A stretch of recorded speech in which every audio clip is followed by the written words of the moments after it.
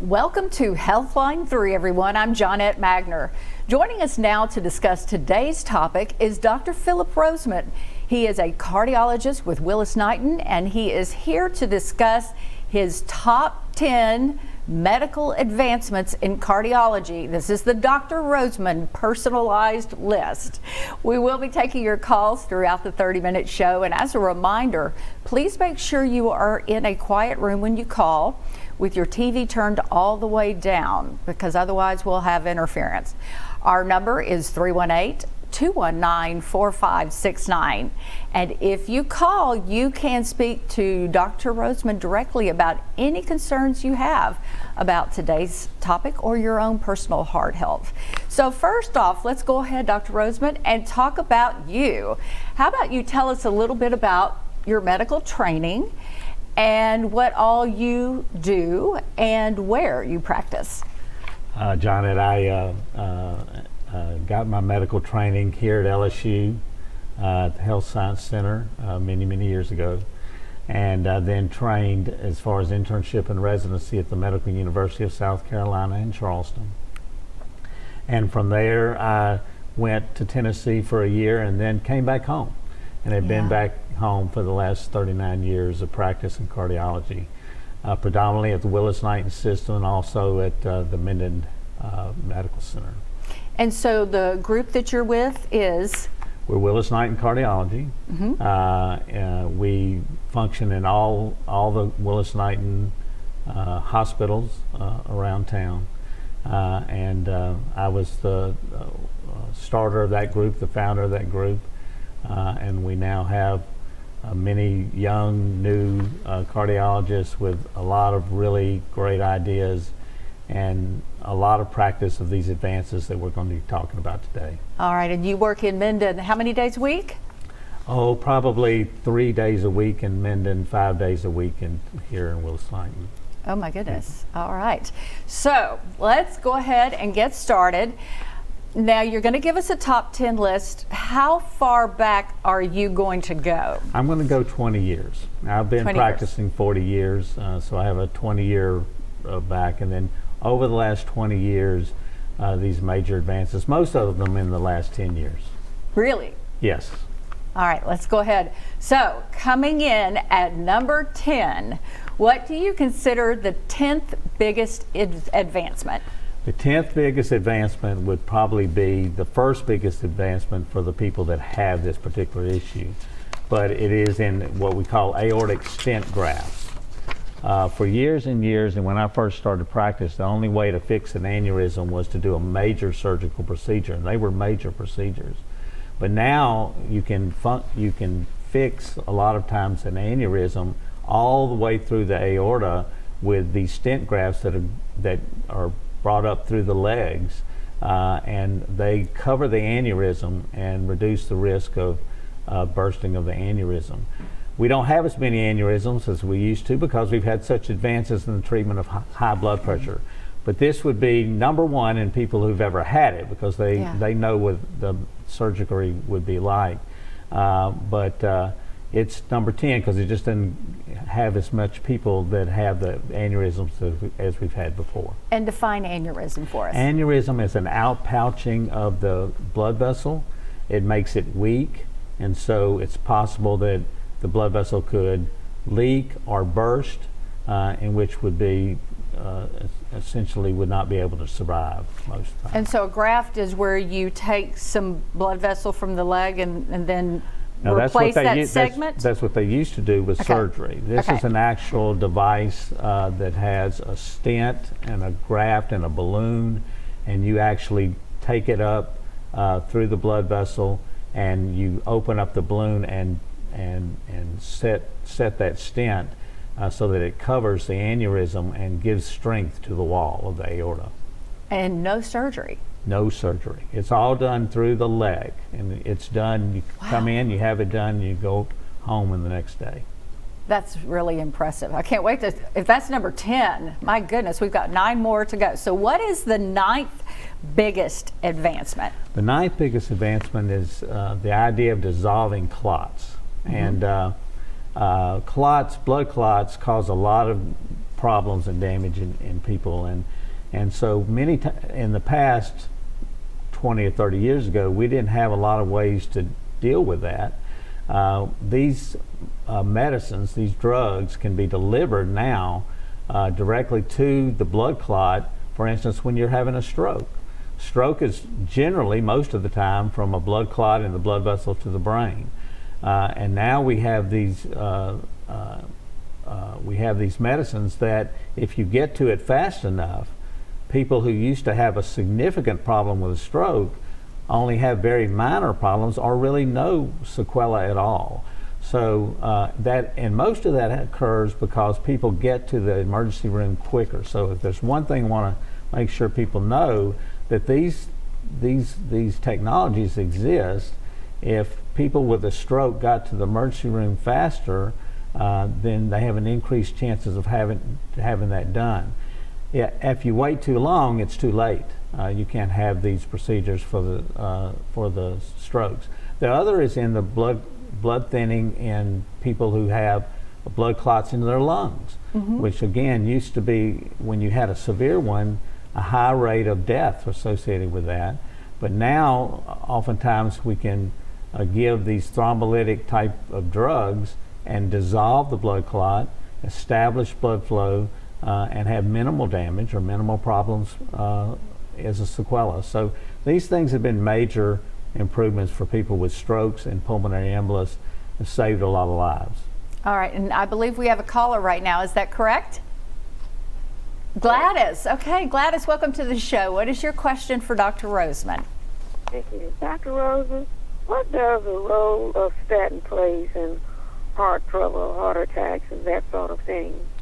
Well, you've gone straight to number one, which is what I believe is the most important advance that we've had over the last 20 years or so, is in the area of cholesterol management. And what you're talking about, statins are the drug of choice initially, and now we have even newer drugs and more drugs to deal with that, who can't be dealt with totally with statins. So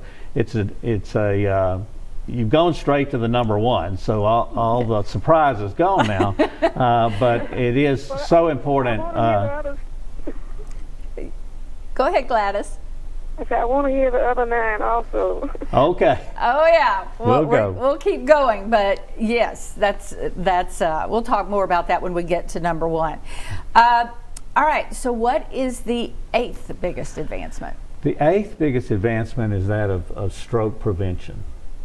And we used to have only one medicine 20, 30 years ago that we could go to for trying to reduce the chances of getting blood clots, and that was Coumadin, which was a medicine that you took. You had to take multiple blood work and checks on blood work, and still do to the day on Coumadin, and that was the only drug we had to prevent blood clots.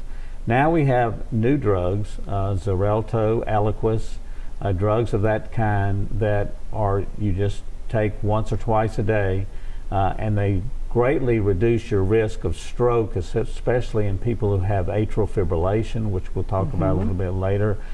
It's just an arrhythmia, and it causes a regular heart rhythm. But these medicines prevent blood clots. The other thing in terms of preventing blood clots today is kind of a mechanical measure. And those people who have atrial fibrillation, which is that arrhythmia that causes a lot of blood clots, you can actually place a device over what we call the left atrial appendage. Now, it's just a little place in the booster area of the atrium of your heart where all of the thrombi end up starting. So if you can put a cap over it, okay, it can't go anywhere, okay, and you obliterate that atrial appendage, and you reduce your risk of stroke. So these things are new technologies, new medicines that have done a great deal as far as preventing blood clots. So how does somebody know if they actually need it? What are those warning signs that get someone to you in time to get on these medicines before there are major problems? Well, in terms of atrial fibrillation, what we know is that atrial fibrillation just increases your risk of stroke magnanimously over people who don't have atrial fibrillation. So anybody who has almost anybody with atrial fibrillation, other than just someone who is 20 years old and no other risk factors, will end up needing blood thinners to kind of reduce your risk of getting a stroke. It's significant. And so a lot of people, I think a majority of these drugs are given in people with atrial fibrillation to prevent strokes. And what does atrial fibrillation, okay, I'm not going to say it. Okay. What does it feel like? It feels like in a real irregular heart rhythm. It feels like your heart's going fast. And some people are very symptomatic. It makes them have chest pain and shortness of breath, even passing out. Some hardly even know they have it because it doesn't go very fast. But generally it's really fast and really irregular and really makes you feel funny. Whoop. Okay, and it looks like we have another caller right now. Rebecca, welcome to the show. What is your question for Dr. Rozeman? Hi, I'm 53 years old and I've had 2 strokes, both in the cerebellum. I did have a mild heart attack, didn't know it at the time, but it was with no damage to the heart muscle. But I have to take 5 blood pressure pills a day. And my concern is that medication too much? You know, I mean, is it healthy to have to take that many different blood pressure pills? Well, I mean, I've got a screaming good blood pressure. I do. This morning was 280 over 130. Okay, well, And then I take the medication. yeah, you from what you're describing, you have very difficult to control high blood pressure. Most people, their blood pressure can be handled with 1 or 2, even 3 drugs, you know, and keep their blood pressure down. Your 4 or 5 drugs, it's obvious that you have significant hypertension.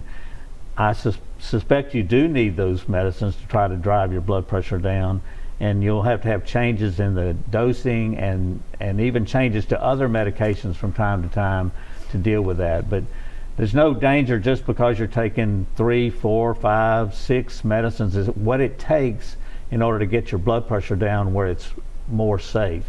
Otherwise, your risk of heart problems from having a bursted aneurysm like we talked about, or stroke, or kidney problems are also high.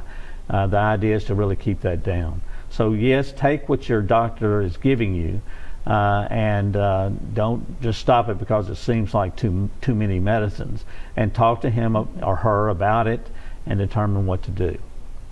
And she brings up a really good point. Thank you. Do you have any more questions? Well, I did have another stroke. The last one was being in the eye, and they said that it did come from the blood pressure, where the other 2 came from the diabetes. Yeah. And I guess once you have a stroke, you're always going to be at higher risk for another one. Yes, absolutely. And keep, taking the medicines as your doctor prescribes, because you have a number of things going on at once. All right. Do you have Thank any you. other questions for us, Rebecca? No, I don't think so. Thank you for Okay. your time. Okay. Well, stay healthy. All right. Okay, thank you. Okay. And she brings up a really good question. You know, some people who take a lot of pills, they think, oh, it's not good to be on all this medicine, and they don't want to take it, and they try to just wean themselves from it. What do you have to say as a doctor about kind of patients taking over the process of deciding what they need and don't need? Well, it's not a good idea. I mean, the physician, we went to a lot of school and learned a lot of things and see a lot of people every day with similar problems that individual person has, and certainly use our best judgment to determine what's best for people. And sometimes it's not medicines that make people feel any different. Sometimes it's medicines to prolong their life. Yeah. And so you can't really tell a lot of times what you need to do. So if you have questions about your medical management or something like that, you want to get a second opinion, that's perfectly fine. But don't just make the opinion of your own, or what you find on Facebook or what you found in the internet about things. Go to a doctor you trust and work with them about the medication. And If it's causing you problems, then the doctor will try to switch to another medication or do something different. But let the doctor guide the therapy. It's a better idea. So do you see that problem But happening? I see that all the time. It's very Really? common, and I understand, because I don't like to take medicines either. But I think that, you know, it's not a wise way to deal with your health, though. All right. So have we gone through the 7th biggest advancement We yet? are on number 7. We are on number 7. Yes. Okay. And number 7 is ablation of the atrial fibrillation. This is a relatively new procedure, and it's a procedure where in the past we gave people medicines for atrial fibrillation to slow their heart rate and some to try to convert their heart rate.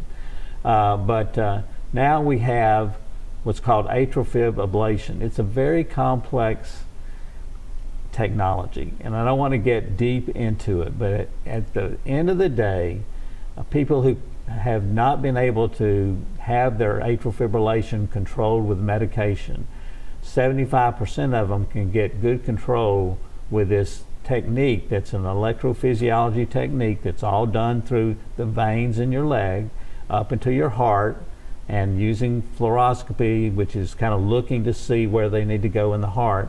They can find the place that is the origination of atrial fibrillation in many cases, and they can ablate it with either radiofrequency or cryoablation, okay, which are just big terms for ways to sort of burn around the area and stop that track.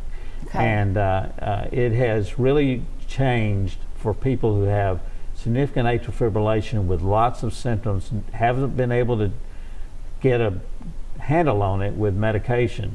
This has certainly made a big difference. That's great. Okay, and we have another caller right now. Yolanda, welcome to the show. Thanks for joining us. What's your question for Dr. Rozeman? Thank you.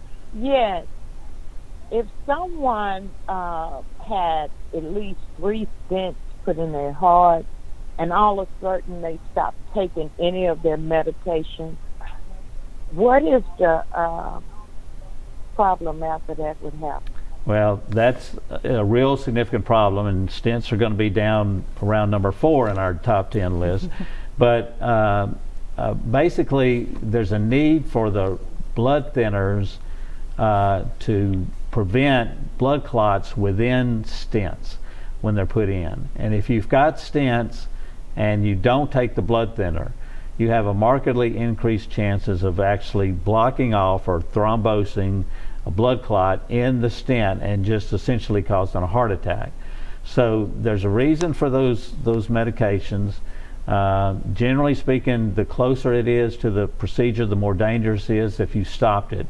Sometimes we think that you have to be on those at least 9 months to a year to be safe.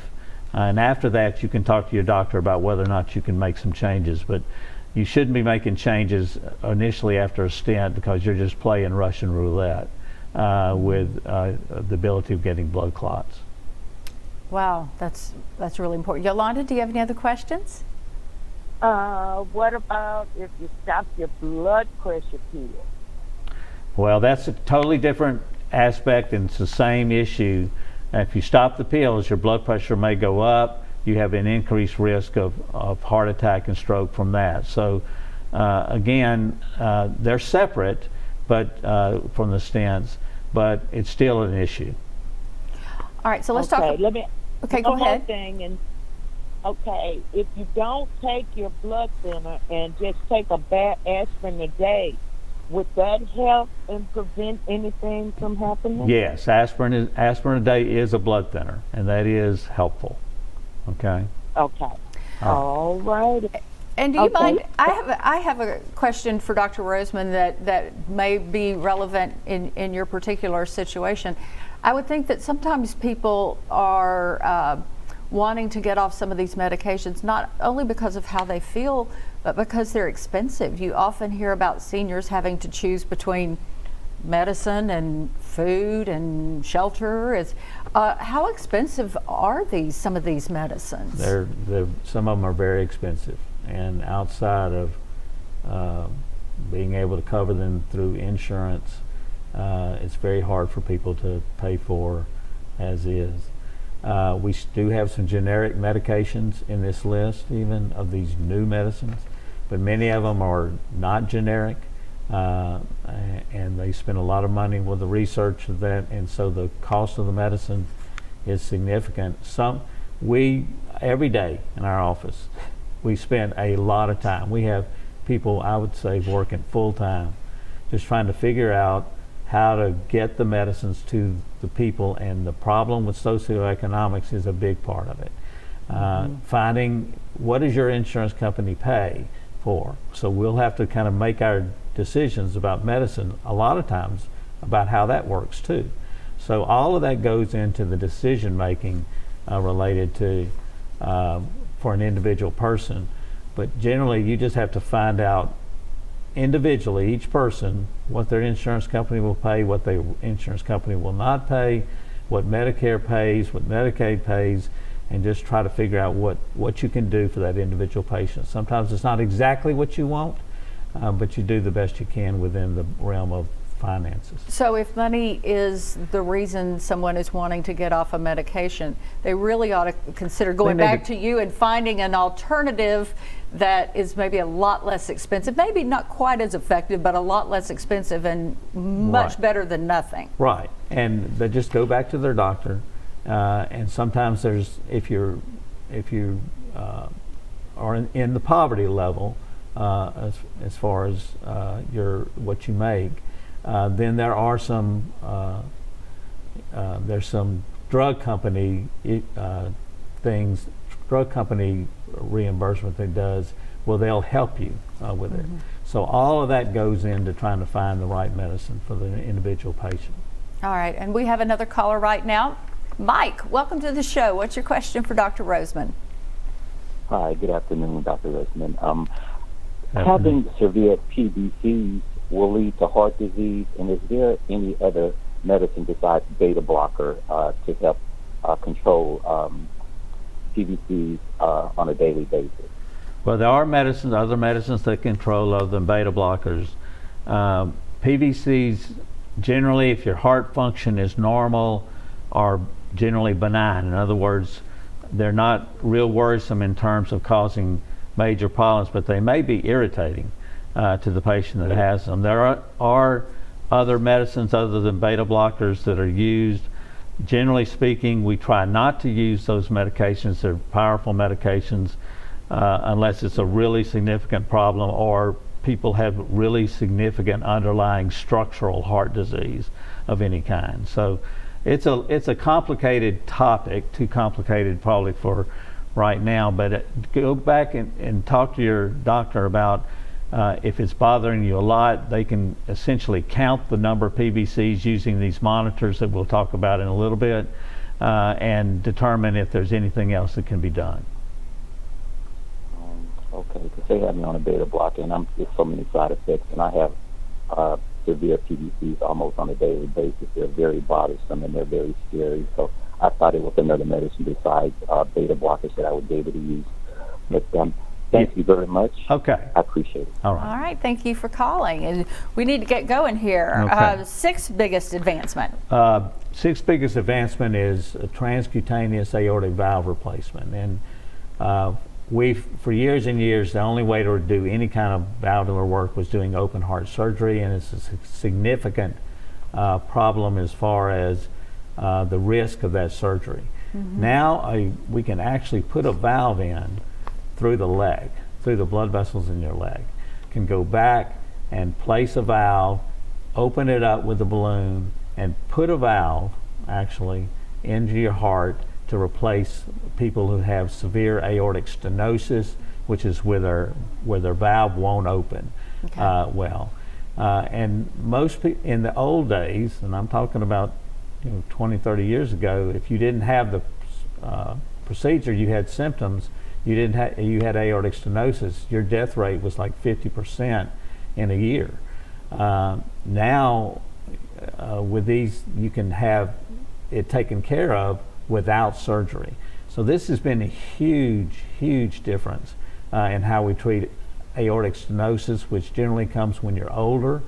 but it's been a major change and a major improvement for patients now. My goodness. All right, so we have Patrick. Welcome to the show. What's your question for Dr. Rozeman? Yes, Dr. Rozeman.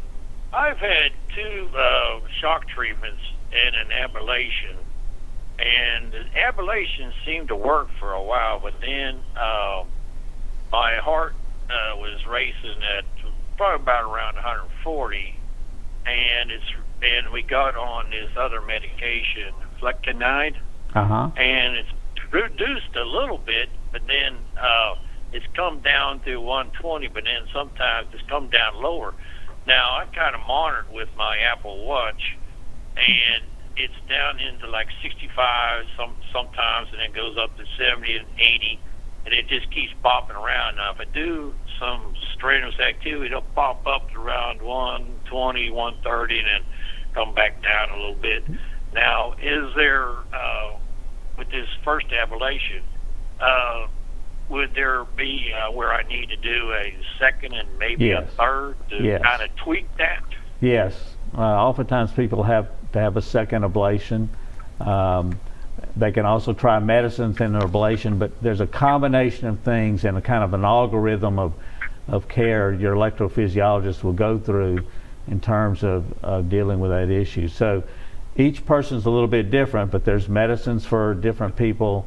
Flecainide is one of them. There's others. And then the idea of having a second ablation is certainly not out of the, it's a relatively common thing, and you may not be able to take care of it all, but the idea is just to kind of reduce it to a point that is tolerable and keep your heart rate down. Okay. All right, well, we've just got 3 minutes left, and we're only on number 5. So why don't we go through the list here pretty quickly, and you comment, give us 1 or 2 sentences on each so that we're sure we get to the end. We'll do it. Okay. Number 5 is living better electrically. We have currently pacemakers that cause defibrillation. They determine when you have sudden cardiac death. And many of you maybe know what happened to the patient from the Buffalo Bills who had sudden cardiac death. Well, he was revived by having a shock. This thing is within your body, and when you have one of those events, it'll actually shock. They also have pacemakers now that don't have leads. We have ways to determine about arrhythmias. We had a lot of talk about that from the patients, and all of those are relatively new technology. Number 4 was Entresto. Entresto is a new drug for heart failure. It's one of the only things new for heart failure, which is the leading cause of death in the United States. It's been amazing, the use of Entresto as far as people who have heart failure, both living longer and feeling better. So we've had a lot of luck with that in our group at Willis-Knighton and all over the country. Number 3 is better stents. Stents are little devices that we can put in blood vessels to open them when there's blockage. And those stents have been safer through, they're smaller, they have drug-eluting coatings, and they last much longer. Number 2 is in type 2 diabetes. Just to sum it up, there's a lot of new drugs for type 2 diabetes. Type 2 diabetes is the leading cause, I think, of heart disease and blockage in our country. And these are going to make major thing. And number 1, we talked about a little bit earlier, is potent cholesterol medications that lengthen life. We have statins. We have new medicines for people who can't take statins or that can't get the results that they need with statins. And we can get cholesterol down like never before. And if you just take it and look at it, every increase in cholesterol is an increased risk of death and heart disease and heart attacks and strokes, and it prevents all of that. So that's number 1, at least from our perspective, and it's been enjoyable really talking about these top 10. Okay, so tell people where they can find you. Well, I'm at Willis-Knighton North, which is on Greenwood Road. That's where most of our group is. But again, we also are in Bossier and in Piermont. And then at Minden, I'm there almost every day, and we see patients there. All right. Well, thank you, Dr. Rozeman, for joining us. And thank you to all of us for joining us today for HealthLine 3. Hope you have a good one.